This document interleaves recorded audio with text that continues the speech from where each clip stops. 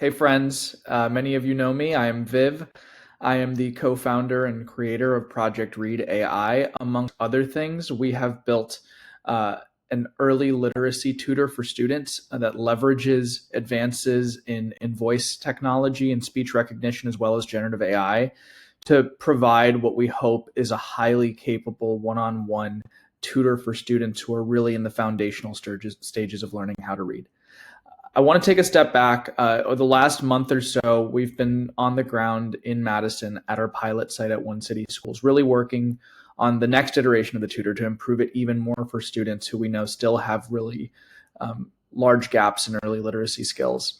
But before I jump into that work that's happened over the last month, I want to take a step back and just walk you through where we've gone from over the last 18 months to where we are now. So this is a student at One City, again, with our first version of the AI tutor. And what you'll notice is she gets real-time feedback in the form of audio feedback as she reads out loud, but there's nothing on screen necessarily to help her work through her mistakes. Can you read this sentence to me? Sam is in a sin. Can you read this word again? Sin. The letter T makes a hard sound like in the word tiger or tin. It can also come at the end of a word like at. Sin. Great job. You got that right. I'll make sure you see this word again so that you get more practice. So the next step for the tutor for us was finding a way, in the case that a student couldn't correct their mistakes from audio feedback alone, of actually helping them make sense of the letter sound correspondencies a little bit more explicitly by showing them the letters on screen that they had struggled to pronounce. So this document right here was our place for fleshing out our game plan. I spent several weeks on the ground at One City in the summer of 24, working with some of the most at-risk students who had their largest foundational skills gaps to figure out how we could make our tool as useful as possible for them. So we sketched out a plan, and as a result of all the feedback we got from students at One City, we ended up with a second version of the AI tutor, which I'm going to show you right now.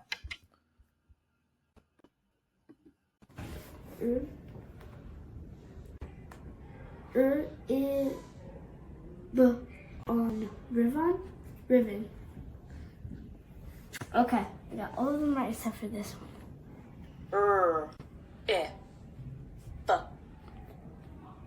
I, b, Ribbon. Is the in ribbon.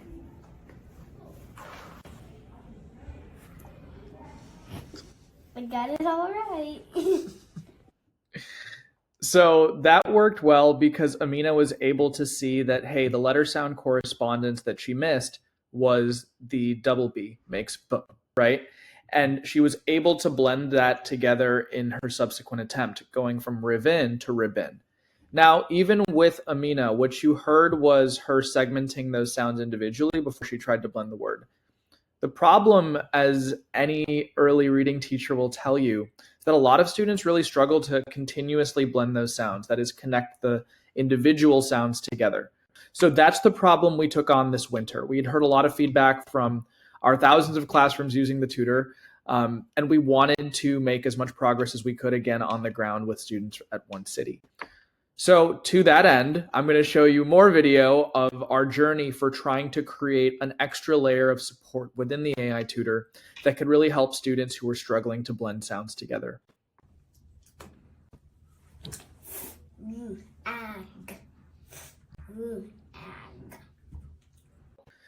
So we started to work on a prototype that could actually address these challenges. This is what that first prototype looked like. So as we observed students missing those words because they could not blend the sounds together, we thought about what would a prototype of a slider look like where a student could use their finger to hear how that word actually sounds, played at slower speed. So this is the very first hacky prototype we built. Flag. Oops. Flag. There we go. And if you want to play only a portion of the word, you could do that. And the idea would, before we went and tried to build this out fully for students, was to get feedback to understand whether this approach would be helpful. In this clip, you'll see a student who again struggles to blend those sounds together. And when they get stuck, I'm going to literally hold up my phone with that prototype I just showed you and allow them to run their finger over the word to hear how it should sound.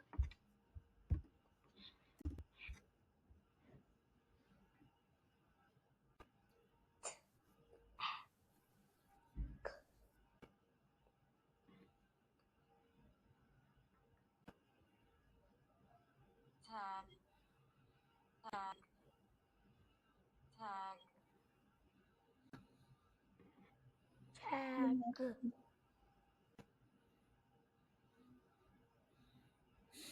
So that student had already missed multiple attempts of the word before I provided that additional layer of support. But consistently, what we saw with students was once they got stuck, giving them a tactile interface where they could try to blend the word and manipulate it and hear how each part of that word sounds really was helpful. So then we took that to the next level and started building more iterations of it for feedback with students. Our engineering team then built a much better version than the hacky prototype we started with that allowed students to run their finger over the letters themselves. And if they went faster, then it would speed up the word. If they went slower, then it would play the word really slowly. And that allowed students to hear how the sounds could be blended at different speeds. It also allowed them to see the letters in the word light up as the corresponding phoneme or sound played. So you'll see that here with that student who previously was struggling with the word flag. Flag, flag, flag, flag. Oh. So now finally, I'm going to show you 3 clips in a row of a student who's trying to read a multisyllabic word as well. So this is a 3rd grade student, and they're going to struggle with 2 misses, and then they're finally going to get that support after the existing word mapping support does not suffice with the blender I just showed you. Contact.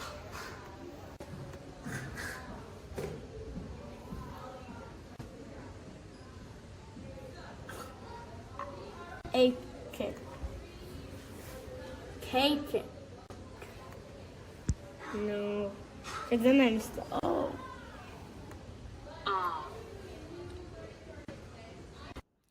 So for that student, that form of mapping the words and highlighting the correspondencies they got right and struggled with was not quite enough to get them over the finish line. So this is that student with the slider now. Chaotic. Now fast. Chaotic. There. And finally, their next attempt. Chaotic. Yeah, I got it. That's so cool. And we know that we're not fully finished with this feature. One of the things that students told me is instead of having the word on screen separately where they run their fingers over it, they want that to be part of the word mapper. So there's still iterations that we're going to do, but we made a ton of progress over the month of February at One City, working on a feature that's going to impact tens of thousands of students as soon as we're done with it next month. So I also want to take a moment now to zoom out and talk about the broader context in which we're doing this work on the ground at One City, both nationally, but specifically with the focus on Wisconsin.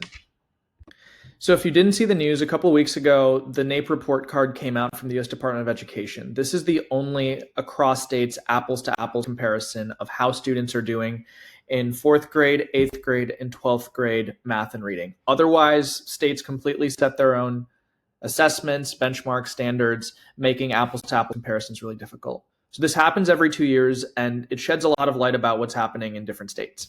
So first, before we look at states, I want to look at the largest district in the state of Wisconsin, which is Milwaukee. So if we go down and look at the chart for 4th grade reading in Milwaukee, you'll see that Milwaukee is one of the few cities in the country, districts that were tested, where there was a statistically significant drop in their reading scores over the last 2 years. So if we take a look at that and zoom in on it, what you'll actually see is that the only city school system that has a lower both average score and 25th percentile is Detroit. Other than that, Milwaukee is the lowest performing urban school district in the way of fourth grade reading scores. So we've looked at the state's largest school system, but how does Wisconsin compare to other states nationally? So for breaking it down by student ethnicity, we see that white students in Wisconsin perform about on par with their national peers. About 30% of them are in the below basic category, the lowest of 4 such categories. And 38% are in the top 2 categories, which say they can read proficiently or at grade level.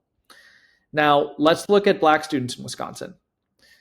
That is a pretty different picture. So in Wisconsin, only 8% of Black students can read proficiently. That is tied for the second lowest rate in the whole country. And additionally, 74% of Black students are in the below basic category, which is, again, the lowest of the 4 categories. Now, those are both significantly behind what the national norms are for Black students.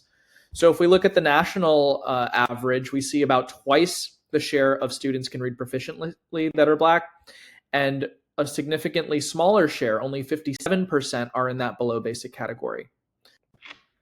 So is what we're doing actually going to move the needle on those scores? Well, the early results from data at one city in the fall are promising. I should note that this is specifically for oral reading fluency data. Now, the NAEP data assesses comprehension. Fluency is not sufficient for comprehension, but it is a necessary building block. If a student cannot read proficiently, they have no chance at comprehending that text. So with that caveat in place, let's look at the data. With a sample size of just over 90 students, we looked at usage of the data, controlling for race, income, and teacher, to see how students who used the AI tutor frequently compared in their oral reading fluency growth from fall to winter relative to the control group that did not. Overall, we saw really strong and promising effect sizes, specifically 0.78, which is considered quite high, and even beyond that for students who were starting below grade level and required more intervention. So the early results are promising. Our goal is to do a larger scale study with our research partners at the University of Florida. But there's still a lot of work to do before then. I've worked at and I've visited a lot of schools as part of my work. All of them struggle with the same challenges in early literacy. However, the work that we're doing on the ground is not really being done anywhere else. I think early literacy is the highest leverage problem we can solve in society and impacting one's trajectory in life. If a child cannot read, they cannot access the richness of the world around them, the opportunities they so fundamentally deserve in this life. Thank you for watching and being a part of what we're doing.